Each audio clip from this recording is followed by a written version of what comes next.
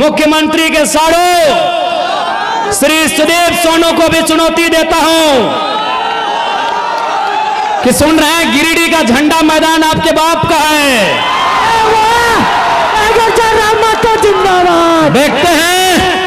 देखते हैं सोनू जी, वो झंडा मैदान कब तक आपके बाप का रहता है। आज आप हमारी आलोचना कर सकते हैं, आप हमारा तिरस्कार कर सकते हैं, आप हमसे नफरत, हमारे लिए ईर्ष्या रख सकते हैं, लेकिन सच्चाई स्वीकार कीजिए, 24 सालों के झारखंड में पहली बार कोई लड़का आया है जो अपने दम पे, अपनी प्रतिभा की बदौलत राज्य का चेहरा बना है।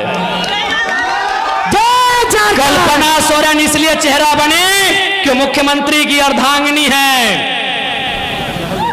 24 साल के इतिहास में हमको एक रिपोर्ट कार्ड दीजिए कि कोई एक साधारण सा लड़का 2 साल पहले उसे गांव के लोग ठीक से नहीं जानते थे, आज वो राज्य में चर्चा का विषय है। मैं 24 साल के इतिहास को आपको पढ़ने कह रहा हूं। एक बार एक इतिहास हमको बताइए।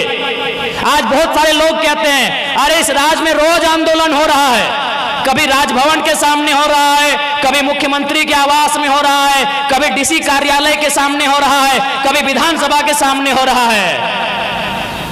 तो रोज नेता बनना चाहिए, कहां बन रहे हैं? और हम तो जिस आंदोलन की शुरुआत किए थे 50 लड़के थे। मैंने जिस आंदोलन की शुरुआत की थी धनबाद से, मात्र 50 लड़के थे, और आज आपके बीच एक चेहरा बन के आया है। क्यों? क्योंकि ये नियति की मांग थी। नियति चाहती थी कि कोई आए सामने जो झारखंड के मुद्दों पे खुल के बात करे, कोई आए सामने जो झारखंडियत पे खुल के बात करे, लेकिन कोई बात नहीं करना चाहता था। वो कहते हैं ना कि बिल्ली से तो हर कोई परेशान है, लेकिन घंटी बांधेगा कौन? घंटी बांधेगा कौन? तो बस मैंने वही काम किया है, मैंने आवाज दिया है, मैंने घंटी बांधने का काम किया है। और आज मैं बिल्कुल तमाम मीडिया के माध्यम से तमाम सरकार को, तमाम जनप्रतिनिधियों को, और साथ ही साथ सुपर सीएम मुख्यमंत्री के साड़ू श्री सुदीप सोनू को भी चुनौती देता हूं कि सुन रहे हैं, गिरिडीह का झंडा मैदान आपके बाप का है।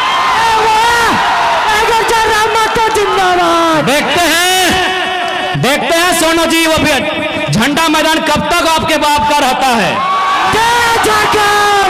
बड़ा दुर्भाग्य, एक लोकतांत्रिक देश में हम लोग 2 साल से झंडा मैदान में सभा करने की बात कर रहे हैं। पता नहीं जिला प्रशासन भी मौन क्यों हो जाती है, जिला प्रशासन भी अंतिम समय निर्णय क्यों बदल देती है। तो ये ठीक है सोनू जी, अभी समय आपका है, लेकिन याद रखिएगा कि आप जो घमंड कर रहे हैं अपने पद का और मुख्यमंत्री से आपके परिचय का, ये ज्यादा दिन नहीं टिकेगा।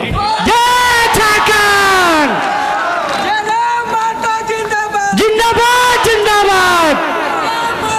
और याद रखिएगा, इस बार गिरिडीह की जनता आपसे हिसाब लेगी। गिरिडीह की जनता आपसे इस बात का हिसाब लेगी कि आपने जितना जीएम लैंड में कब्जा किया है, आपने जितना कंपनी और फैक्ट्री से दलाली लेने का काम किया है, उसका पाई पाई हिसाब गिरिडीह की जनता लेगी। माननीय सुदीप कुमार सोनू जी, इस बात को याद रखिएगा। जय झारखंड। आज केवल गिरिडीह की बात करें तो आज आपके आसपास इसी क्षेत्र में हजारों छोटी बड़ी कंपनियां हैं कि नहीं? आज इसी गिरिडीह में हजारों कंपनियां हैं। रंजित दा है कि नहीं? हाँ मनोज दा, इसी गिरिडीह में हजारों कंपनियां हैं। आज आप देख सकते हैं हर एक कंपनियों से धुआं निकलता है, लेकिन विधायक मौन है। अब सवाल ये उठता है कि विधायक मौन क्यों है? क्योंकि मैं आपको एक अनुभव बताना चाहता हूं। एक कंपनी के किनारे मेरा कार्यक्रम था। जब तक मेरा कार्यक्रम था, कंपनी ने धुआं को बंद करके रखा था। यानी केवल मेरे कार्यक्रम से अगर धुआं बंद हो सकता है, तो विधायक चाहेंगे तो क्या क्या बंद हो सकता है, आप सोच के देखिए। एक कार्यक्रम में, जब तक मेरा कार्यक्रम था, मेरे कार्यक्रम से लगभग 300-400 मीटर की दूरी में एक फैक्ट्री था। उस फैक्ट्री में धुआं उड़ता है, लेकिन जब तक कार्यक्रम था वो धुआं बंद था। क्यों बंद था? न कंपनी के ओनर ने कहा था कि जब तक टाइगर जयराम महतो मीटिंग करके चले ना जाए, धुआं मत खोलना। आप सोच सकते हैं, एक लड़का जो ना विधायक है ना सांसद है, अगर उससे इतना खौफ बन सकता है तो जो लोग संवैधानिक पदों में हैं उनसे कितना खौफ बनेगा, आप अंदाजा लगा लीजिए। अब सवाल है, क्यों नहीं चाहते हैं? ये क्यों नहीं चाहते हैं? नहीं, ये इसलिए नहीं चाहते हैं क्योंकि इन्हें वो कंपनियां चंदा देती है। ऐसा नहीं है कि जरा महतो को उन्होंने चंदा का प्रलोभन नहीं दिया है। कभी उन्होंने स्कॉर्पियो तो कभी फॉर्च्यूनर जैसी गाड़ियों का ऑफर रखा है, लेकिन हमने एक ही लाइन कहा है कि मैं उस मिट्टी से आता हूं जिस मिट्टी में शहीद निर्मल महतो ने बलिदान देकर झारखंड राज लिया था। आप ये सौदेबाजी उनसे कीजिएगा जो लोग बिकना जानते हैं। हम झारखंड की राजनीति में टिकने आए हैं, और अगर हम टिक गए तो बेईमानों का बहुत बेहतरी से सफाया होगा। जय झारखंड! बिल्कुल बहुत बेहतरी से सफाया होगा। और मैं आपको कहना चाहूंगा, बहुत सारे लोग आपको कहेंगे कि ये लड़का नौजवान है, कभी कभी एग्रेसिव भाषण देता है, आक्रामक बातें करता है, मारने पीटने की बातें करता है। देखिए भैया, ये मेरा व्यवहार में है तो है। जय झारखंड! मैं कोई छुपा के अपना मेरा कैरेक्टर नहीं है जैसा सुदीप सोनू का है। मेरा कोई कैरेक्टर छुपा के नहीं है, मैं जैसा हूं आपके सामने हूं। मुझे टी शर्ट पहन के मंच में आना पसंद है, मैं आता हूं। मुझे खाली पांव पसंद है, मैं खाली पांव आया हूं। मैं कोई दिखावटी नहीं हूं, मैं जो हूं सो हूं। लेकिन हाँ, इतना कह देंगे, मैंने 2 साल झारखंड को देखा, बहुत करीब से देखा। लगभग नहीं करने तो 20 करोड़ मुआवजा हम लोग लड़के दिलाए। 20 करोड़ रुपया हम लोग मजदूरों को लड़के दिलाए, कहीं कहीं नहीं भी दिला पाए, ये भी सही है, लेकिन 20 करोड़ और लगभग 1500 नियोजन हम लोग लड़के दिलाए। उस लड़ने के क्रम में झारखंड को मैंने बड़े करीब से देखा कि झारखंड में नियम से बात करने से ये राज नहीं चलेगा। इस देश में गांधी का भी आदर है, इस देश में भगत सिंह का भी आदर है, और मुझे लगता है झारखंड में भगत सिंह का चरित्र होना चाहिए। जय जय झारखंड! मैं आपको एक ताजा घटना बता रहा हूं। आपने मेरा वीडियो देखा होगा बागमारा में, शायद पहली दृष्टि में आपको भी बुरा लगा होगा कि लड़का क्या बोल रहा है, बदला लेंगे, खून बहेगा, लहू बहेगा। आपके परिवार को हम देख लिए हैं, आपको भी लगेगा चूंकि वो 30-40 सेकंड का वीडियो है, लेकिन असली सच्चाई क्या है अगर आप सुनिएगा तो आपके पांव के नीचे से जमीन खिसक जाएगा।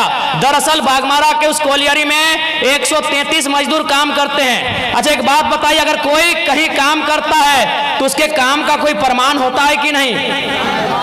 चूंकि वो कोलियरी में काम करते हैं, यानी बीसीसीएल के अधीन काम करते हैं, लेकिन चूंकि बीसीसीएल ने टेंडर दे दिया है, तो टेंडर दे दिया है तो टेंडर वाली कंपनी का जिम्मा होना चाहिए। लेकिन उस मीटिंग में आप सुन रहे होंगे, टेंडर वाली कंपनी भी बोल रही है कि वर्कर मेरे नहीं है, बीसीसीएल भी बोल रही है ये वर्कर मेरे नहीं है, जबकि उनको पेमेंट भी मिल रहा है, 5600 मिल रहा है, किसी को 6200 मिल रहा है, किसी को 8000 मिल रहा है। तो मैंने वही सवाल किया कि भाई इनको 8000 पेमेंट दे कौन रहा है? इनको 8000 पेमेंट दे कौन रहा है? ये बीसीसीएल के वर्कर नहीं है, ये आउटसोर्सिंग कंपनी के वर्कर नहीं है, तो इनको पेमेंट दे कौन रहा है? बस वहीं कोई तीसरा आदमी छुप के बैठा है जो विधायक या सांसद है। उनका पेमेंट बनता है 32,000, उनको मिल कितना रहा है? 6,000। बताइए किसका खून नहीं खोलेगा? किसका खून? अगर आप में जरा भी इंसानियत है और आप में जरा भी अन्याय के खिलाफ लड़ने की क्षमता है तो आपका खून खोलेगा ही खोलेगा। पेमेंट कितना बनता है? 32,000। कितना मिल रहा है? 6,000। किसका खून नहीं खोलेगा? अरे वो तो मीडिया चल रहा था, कैमरा था, हमको भी मालूम था कि मीडिया लोग वीडियो ले रहे हैं, नहीं तो बोतल कसम से हम टेबल में पटकने के लिए नहीं उठाए थे। जय जय झारखंड! अगर वो लाइव नहीं चलता ना तो एक पदाधिकारी का कपार में पटक के मारते हैं। बहुत अच्छा। अब आपको अगर मेरा ये कैरेक्टर नहीं पसंद है, वोट मत दीजिएगा, झूठ बोल के वोट नहीं लेंगे। अगर हम लोग सत्ता में आ गए तो बिल्कुल रिएक्शन होगा, जनता के साथ रिएक्शन नहीं होगा। बेईमान और भ्रष्ट पदाधिकारी हैं, उनके साथ रिएक्शन होगा। मैं आपको इसी गिरिडीह लोकसभा की एक घटना सुना रहा हूं। गिरिडीह लोकसभा और गिरिडीह विधानसभा पीरटांड की घटना है। हमारे पीरटांड के साथी भी आए, उनसे पूछिएगा। एक दिन उस ब्लॉक परिसर में 2 ऑफिसर चाय पी रहे थे। बातों बातों में चर्चा शुरू हुआ एक ऑफिसर ने कहा कि सर जयराम महतो का बहुत हवा है, लाखों लोग उसे सुनने के लिए आते हैं, लग रहा है वो गिरिडीह लोकसभा जीत रहा है। तो दूसरे ऑफिसर ने कहा सर अगर वो जीत भी जाएगा तो क्या उखाड़ लेगा दिल्ली जाके, दिल्ली में उसको भाषण देने का मौका भी नहीं मिलेगा। वो एनडीए से भी नहीं है, इंडिया से भी नहीं है, वो मोदी के तरफ से भी नहीं है, वो राहुल गांधी के भी तरफ से नहीं है, तो जयराम महतो क्या उखाड़ लेगा सर दिल्ली में। तो दूसरे अफसर ने कहा कि सर आप ठीक बोलते हैं, जयराम महतो दिल्ली में कुछ नहीं उखाड़ पाएगा, लेकिन सर मेरा दिल कहता है जहां से गिरिडीह शुरू होता है और जहां गिरिडीह खत्म होती है, अगर वहां कोई बेईमान पदाधिकारी उसको दिखा तो रोड में पटक के मार देगा सर। ये मैंने नहीं कहा, ये उस अफसर ने कहा कि जहां से गिरिडीह शुरू होती है और जहां गिरिडीह खत्म होती है, अगर प्रखंड लेवल में या पंचायत लेवल में कोई अफसर मनमानी किया, फुटानी किया, तो जयराम महतो उसको पटक के मार देगा सर, ये गारंटी है। जय झारखंड। यही बेरमो विधानसभा की एक घटना है। एक आदमी को अटेंडेंस रोक दिया गया था। वो आदमी हमारे पास आया, बोला भैया ये ऐसा ऐसा बात है। हमने कहा कि अधिकारी को फोन लगाइए, तो बोला नहीं एसपीओ की पीओ था, बोले लगाइए फोन। तो हमने फोन लगाया, उनको परिचय दिए कि सर हम जयराम कुमार महतो बोल रहे हैं, इनका अटेंडेंस बंद कर दिया गया है, गरीब आदमी है, नौकरी में रख लिया जाए। उधर से अधिकारी की आवाज आती है कि कौन जयराम महतो, हम तो नहीं पहचान पाए। हम इतने बोले कि आप विधायक और सांसद का खाली आवाज पहचानते हैं ना, अच्छी बात है, तो हम आज आपको अब फोन नहीं करेंगे, फोन काट रहे हैं, अब आपसे हम 2 महीना के बाद मिलेंगे, लेकिन दुआ कीजिएगा कि हम चुनाव ना जीते। अगर चुनाव जीत गए ना और रोड में जहां दिखेंगे पटक के दामोदर नदी में गाड़ देंगे।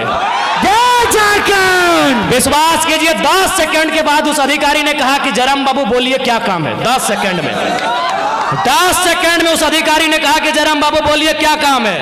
हमने कहा काम हो गया है, रख लीजिएगा इसको।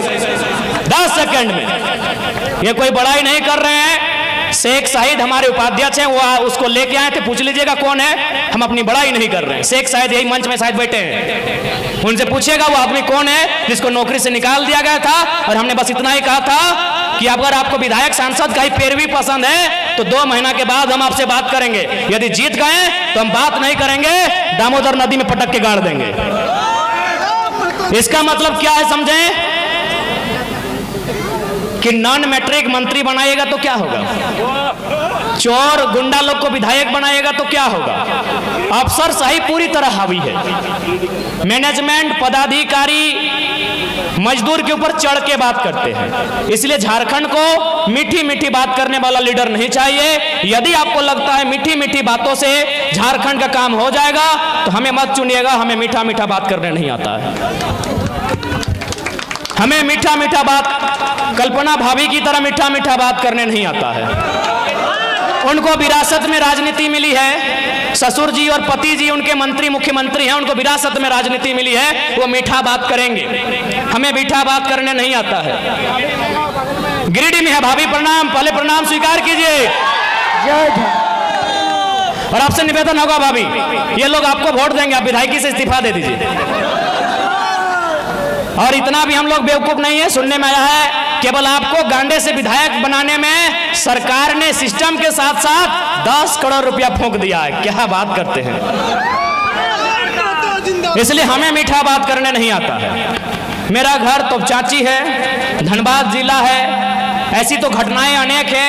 एक घटना बता दे रहा हूं। एक शख्स थे, उनका नाम था सुरेश महतो, भौरा कोलियरी झरिया डिवीजन, आप जानते हैं भारत देश की कोयला राजधानी झरिया। उस शख्स को कोयला के माफियाओं ने बहुत बेरहमी से मारा था, दोनों पांव काट दिया था, दोनों हाथ काट दिया था, जिंदा था वो इंसान, सांस चल रही थी, वो बोल रहा था मुझे छोड़ दो, पता नहीं क्या बोल रहा था, वो आइडिया नहीं, हम बना के नहीं बोलेंगे। यानी लोग कहते हैं दोनों पांव काट दिया गया था, दोनों हाथ काट दिया गया था, दोनों आंखें निकाल ली गई थी और फिर गर्दन काटा गया था और एक बोरा में भर के दामोदर नदी में विसर्जन किया गया था। तो मैं उस गाँव के आसपास से आता हूँ, मैं उस जिले से आता हूँ, मैं उस कौम से आता हूँ, इसीलिए मुझे मीठा मीठा बोलना नहीं आता है। जिंदाबाद जिंदाबाद। मुझे मीठा मीठा बोलना नहीं आता है। मैंने बहुत करीब से महसूस किया है। मैंने आंदोलन को बहुत करीब से महसूस किया है। मेरे पिताजी भी झारखंड आंदोलन के शहीद हैं। सर पे लाठी लगी थी, जो भविष्य में ब्रेन ट्यूमर बनने का काम हुआ था। वह 1990 का दौर था, तो इसीलिए मुझे मीठा मीठा बोलने नहीं आता है। मैंने उन कहानियों को, किस्सों को सुना है कि हमारे पूर्वजों की लाशों को बोरे में भर दिया जाता था। हम जिंदा थे और हमारी आंखों को जिंदा शरीर से निकाल लिया जाता था।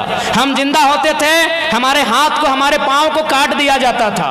उसके बाद हमें तड़पाने के बाद हमारी गर्दन को काटा जाता था। इसीलिए मुझे मीठा मीठा बोलना नहीं आता है। वोट देना आपका अधिकार है, देना है या नहीं देना है आपको डिसाइड करना है, लेकिन झूठ बोल के हम वोट नहीं लेंगे। हमें मीठा मीठा बोलना नहीं आता है। मैंने सुरेश महतो, शक्तिनाथ महतो, मणिनाथ मंडल, नेपाल रवानी, रसिक हांसदा, सुदन महतो जैसे अनगिनत किस्सों को मैंने सुना है, जिनको बेरहमी से मारा गया है। मैं उसी कोयल अंचल से आता हूं, मुझे मीठा मीठा बोलना नहीं आता है। आपको पसंद लगे, मेरे विचार सशक्त लगे, मुझ में विजन दिखे, मुझ में लगे कि एक लीडर की काबिलियत है, वोट करना, नहीं लगे मत करना। फोर्सफुली मैं वोट मांगने नहीं आया हूं। जिंदाबाद जिंदाबाद। लेकिन हाँ, इतना तो वादा है, अगर गवर्नमेंट में आ गए तो बेईमान किसे कहते हैं एक बार दिखा देना, और उसके साथ करना क्या चाहिए बता देना, बराबर करेंगे, किसी को नहीं बख्शेंगे।